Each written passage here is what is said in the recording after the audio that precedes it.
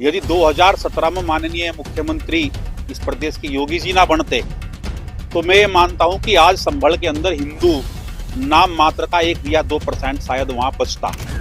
सपा के मुस्लिम गुंडे और सड़कों पर खुल्लम खुल्ला नंगा नाच करते थे, हमारी बहन बेटियों को उठाते थे, उनकी शायद बदतमीजी करते थे और उसी का परिणाम ये हुआ कि संभल के अंदर आज हिंदू मात्र 15% शायद ये बचा है। ये स्थिति केवल संभल की नहीं है बल्कि पश्चिमी उत्तर प्रदेश के कई शहरों और कस्बों की ये स्थिति और वर्तमान में हो चुकी है और प्रत्येक पश्चिमी उत्तर प्रदेश के अंदर प्रत्येक ऐसे नगर और कस्बों की जांच करानी चाहिए जहां मुसलमान बड़ी संख्या में बढ़ रहा है, उनका भी सर्वे कराना जाना चाहिए और ऐसे लोगों को भी चिन्हित किया जाना चाहिए कि उनके तार किन आतंकवादी संगठनों से जुड़े हुए हैं, कहां से उन्हें प्रेरणा मिल रही है, कहां से वो पोषित हो रहे हैं और वास्तव में उनके तार आतंकवादी संगठनों से जुड़े हुए पाओगे। मानो कुछ जो इस्लाम धर्म से जुड़े लोग हैं या हिंदू धर्म से जुड़े लोग हैं, उन लोगों को एक सामने आना चाहिए कि एक हिंदुस्तान जाना चाहता था हिंदू मुस्लिम भाईचारे की। मैं हिंदू मुस्लिम भाईचारे की बात नहीं क्यों, बहुत बड़े धर्मनिरपेक्षवादी इस देश के अंदर पड़े हुए हैं, उन्होंने अब तक क्या कर लिया। यदि हिंदू और मुसलमान का भाईचारा होता तो 1947 में इस देश का बंटवारा क्यों हो गया? ये केवल इस्लाम और हिंदू के आधार पर हुआ है। यदि हिंदू और मुसलमान का यदि आप भाईचारे की बात करते हो तो इस देश में पिछले 70 सालों से आतंकवाद झेल रहे हैं, ये क्यों हो गया? यदि आप हिंदू और मुसलमान के भाईचारे की बात करते हो तो जम्मू कश्मीर के अंदर जो हिंदू पलायन करने को मजबूर हुआ तो वो क्यों हो गया? यदि आप हिंदू और मुसलमान के भाईचारे की बात करते हो तो हमारे मंदिरों को बम विस्फोट करके उड़ाया जा रहा है, हिंदुओं का कत्लेआम किया जा रहा है, वो कहा गया? तो केवल हिंदू तो चारा बनाया जा रहा है, भाईचारे की आप बात छोड़ दियो। मैं तो केवल बात करूंगा हिंदुत्व की। जनपद संभल में हुई हिंसा की जांच हो चुकी है। न्यायिक आयोग ने जांच रिपोर्ट मुख्यमंत्री को सौंप दिया है। इसमें कई बड़े खुलासे हुए हैं। इस पर बातचीत करेंगे हमारे साथ बजरंग दल के पूर्व प्रांतीय संयोजक विकास त्यागी जी हैं। किस तरह से देखते हैं विकास भाई आप इस जांच रिपोर्ट को जो न्यायिक आयोग ने मुख्यमंत्री जी को सौंपी है संभल घटना को लेकर? ये बहुत ही दुर्भाग्यपूर्ण है और इस प्रकार से जो न्यायिक जो टीम गठित की गई थी और वो रिपोर्ट अपनी माननीय मुख्यमंत्री जी को दी थी, उस रिपोर्ट में ये बताया गया कि हिंदू 30% संभल के अंदर था, जो घटते घटते वर्तमान में और ये 15% रह गया। यदि 2017 में माननीय मुख्यमंत्री इस प्रदेश के योगी जी ना बनते तो मैं ये मानता हूं कि आज संभल के अंदर हिंदू नाम मात्र का 1 या 2% शायद वहां बचता।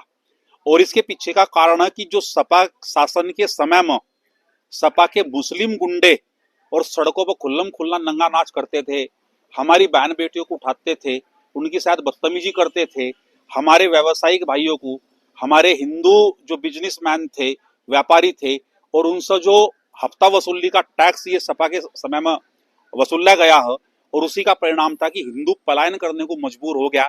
शासन प्रशासन से उसे सहयोग न मिलते हुए और उन गुंडों को उल्टा पोषित किया गया था और उसी का परिणाम ये हुआ कि संभल के अंदर आज हिंदू मात्र 15% शायद ये बचा है। योगी जी की सरकार ना होती तो ये घोर घटता, लेकिन मैं बता देना चाहता हूं कि ये स्थिति केवल संभल की नहीं है बल्कि पश्चिमी उत्तर प्रदेश के कई शहरों और कस्बों की ये स्थिति और वर्तमान में हो चुकी है, क्योंकि हिंदू पलायन कर रहा है और मुस्लिम गुंडे हिंदुओं की जमीनों को कब्जा रहे हैं, भूमाफिया बनकर उन पर जो है प्रॉपर्टी को कब्जाते हैं। योगी जी की सरकार में कहीं ना कहीं इस चीज पर अंकुश लगा है, लेकिन अब भी बड़े पैमाने पर, बहुत बड़े पैमाने पर हिंदुओं की प्रॉपर्टी कब्जाई जा रही है ऐसे भूमाफियाओं के द्वारा। तो मेरी तो योगी जी से मांग है कि जिस प्रकार से उन्होंने वहां एक न्यायिक आयोग का गठन करते हुए और एक जांच वहां से करवाई है और प्रत्येक पश्चिमी उत्तर प्रदेश के अंदर प्रत्येक ऐसे नगर और कस्बों की जांच करानी चाहिए जहां मुसलमान बड़ी संख्या में बढ़ रहा है और उसके स्रोत क्या है बढ़ने के, उसे आर्थिक मदद कहाँ से मिल रही है, कितनी उसने भूमि जो है हिंदुओं की कब्जा रखी है, सरकारी प्रॉपर्टी कब्जा रखी है।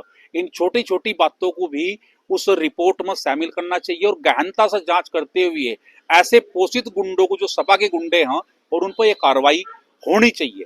जांच रिपोर्ट में तो ये भी खुलासा हुआ है कि कई आतंकी संगठन है जो वो संभल में सक्रिय हैं और जिनका पश्चिमी उत्तर प्रदेश में एक जाल बना। मैंने बताया ना, पूरे पश्चिमी उत्तर प्रदेश के अंदर इस प्रकार के, क्योंकि मुस्लिम आबादी बहुत बड़ी संख्या में यहाँ बढ़ रही है। एक तो मेरी सरकार से मांग है कि तुरंत सरकार को जनसंख्या नियंत्रण कानून ये लाना चाहिए। नहीं पश्चिमी उत्तर प्रदेश की स्थिति भी आने वाले समय में ये कहीं जम्मू कश्मीर जैसी ना हो जाए, जिस प्रकार से वहां का जम्मू में रहने वाला हिंदू और ये पलायन कर गया था और केवल मुसलमानों का शासन वहां हुआ, उनकी गुंडागर्दी हुई और आतंक वहां फैल रहा है। तो आने वाले समय में कहीं पश्चिमी उत्तर प्रदेश भी ये जम्मू की राह पर ना खड़ा हो जाए, हिंदुओं को यहाँ से पलायन ना करना पड़ जाए। तो इसीलिए मेरी योगी जी से मांग कि जिस प्रकार से सर्वे उन्होंने वहां का संभल का करवाया है, ऐसे पश्चिमी उत्तर प्रदेश के ऐसे संवेदनशील क्षेत्रों को चिन्हित करते हुए उनका भी सर्वे कराना जाना चाहिए और ऐसे लोगों को भी चिन्हित किया जाना चाहिए कि उनके तार किन आतंकवादी संगठनों से जुड़े हुए हैं, कहां से उन्हें प्रेरणा मिल रही है, कहां से वो पोषित हो रहे हैं और वास्तव में उनके तार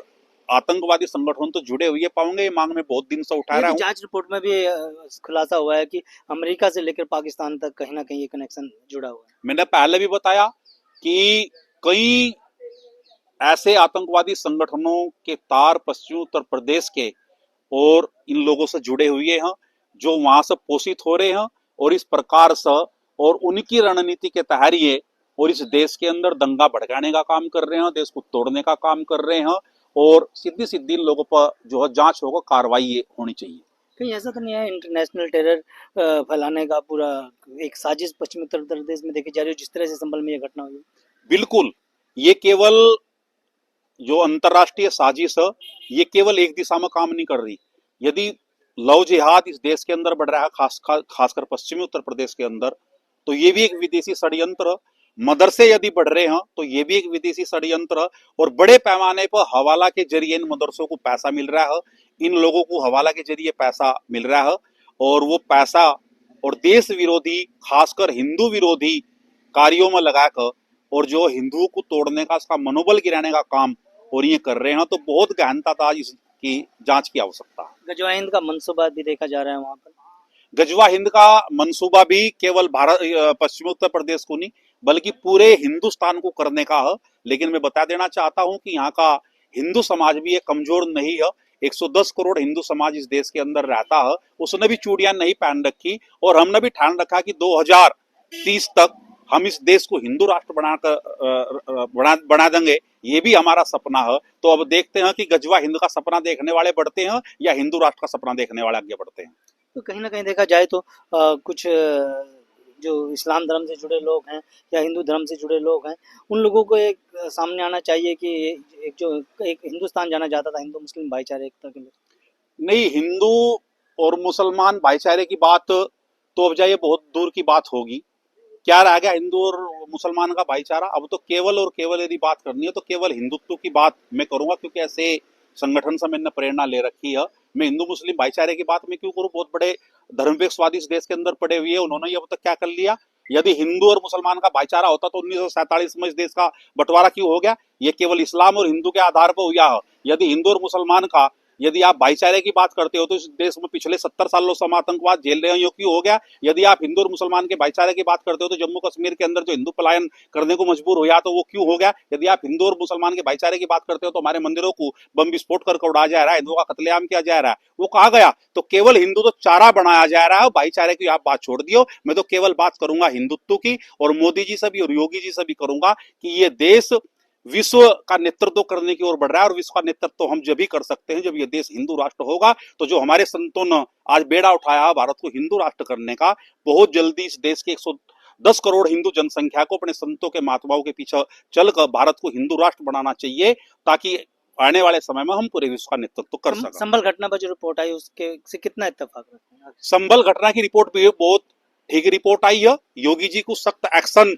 उन पर लेना चाहिए और गहनता से ये जाना चाहिए कि वास्तव में हिंदू इतना क्यों घटा और जो संभल की घटना हुई है और वहां की जो रिपोर्ट आई है बहुत निराशाजनक रिपोर्ट है। और ऐसे संवेदनशील स्थानों को पूरे पश्चिमी उत्तर प्रदेश के अंदर चिन्हित करते हुए वहां से भी रिपोर्ट मंगवाकर और क्या उपाय हो सकते हैं, क्योंकि बड़ी संख्या में भूमाफिया हिंदुओं की जमीन कब्जा रहे हैं, सरकारी प्रॉपर्टी कब्जा रहे हैं, खासकर मुस्लिम वर्ग।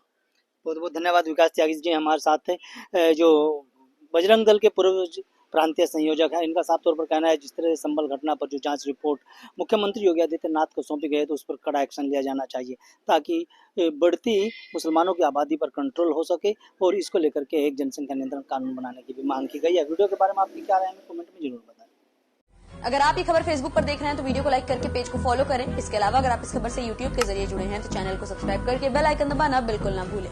नमस्कार।